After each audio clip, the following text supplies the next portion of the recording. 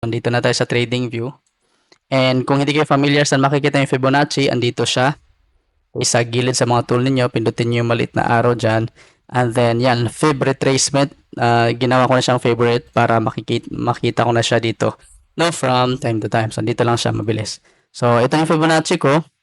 Now, kung naka-default pa yung Fibonacci ninyo, iba pa yung itsura niya, hindi pa siya ganito. Okay, so I want you to copy itong settings na to. Yan, so punta lang kayo, wait lang, paglabas ng Fibonacci, makikita nyo tong settings, pindutin nyo yan, and then gayahin nyo lang tong settings ko na to. Okay, so kasi, yun nga, yung tatlong levels lang yung tinitingnan ko talaga, no, sa paggamit ko ng Fibonacci retracements. So, yun, kayo na bahala sa mga kulay, try to screenshot that, and then basta yung numbers parehas. Okay, sa baba wala naman yan. Okay, tingnan nyo na lang itong iba pang andito. Okay, but other than that, yun lang yung pinaka-importante. So, kung nagaya nyo na to, dapat ganito na yung itsura ng Fibonacci ninyo. Okay? So, explain ko muna. Dito sa baba, magdodraw lang ako. Ano yung hinahanap natin? Sabi natin kanina, impulsive move muna. So, una, gusto natin makakita ng isang impulsive move paangat. So, isang low and then high.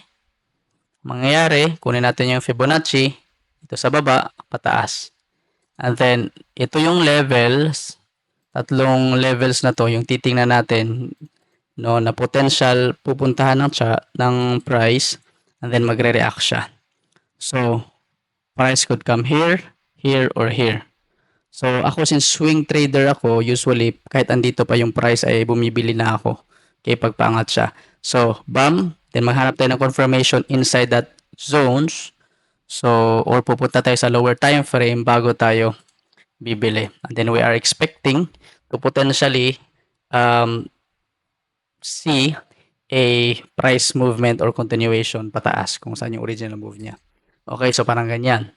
So again, pinakamagandang retracement ay itong 61.8. So tingnan naman natin yung anong itsura niya pag short position naman, pagpababa yung market. So again, another move, impulse move to the downside. Okay? So if may makita kang break sa previous low like this, mas maganda, no? Same din sa buy position. Mas maganda din na may makita kang na break na structure. So like this, na break yung structure na to and kuha ka ng Fibonacci. Simulan mo sa kung saan nagsimula yung price. Dito sa, in this case, since pababa siya, so galing sa taas, then pababa. Boom. Okay. And then you are expecting for the price to pull back around this level kahit saan dyan. Okay. So, usually, again, pinaka-safe itong 61.8. Then after that, get a confirmation. Then, pasok ka ng sell, entry mo. So, yung SL mo, depends on you, no? Depende din sa strategy mo. But I usually put my SL above siguro mga 20 pips, no? Minsan kasi nagsising trading ako, so lagyan ko lang ng space dyan. Okay, at least above sa structure na to dito. Alright, so parang ganyan lang naman.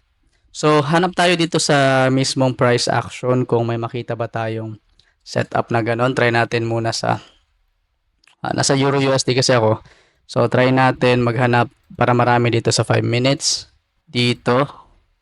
So, tingnan natin, itong movement na ito pababa to here, umabot siya hanggang 61.8. Alright, so pagdating dyan, pag nasa level ka na, no, hanap ka ng confirmation candle. For example, in this case, meron tayo nakitang bearish engulfing candle dyan. So, yan yung entry mo. Then, just above like that. Targeting maybe 1:2. Okay, again, depende to sa strategy na ginagamit mo. Itong Fibonacci retracement, hindi naman siya like solo strategy lang. Ginagamit ko siya as additional confirmation lang din, ano, sa aking strategy or sa mga positions ko na binabalak pasukan. Okay, so far, yun lang for now. If may mga questions kayo about Fibonacci, super quick, quick tutorial lang yun. So if you like this video, don't forget to like and then subscribe para magkita-kita pa tayo in the future.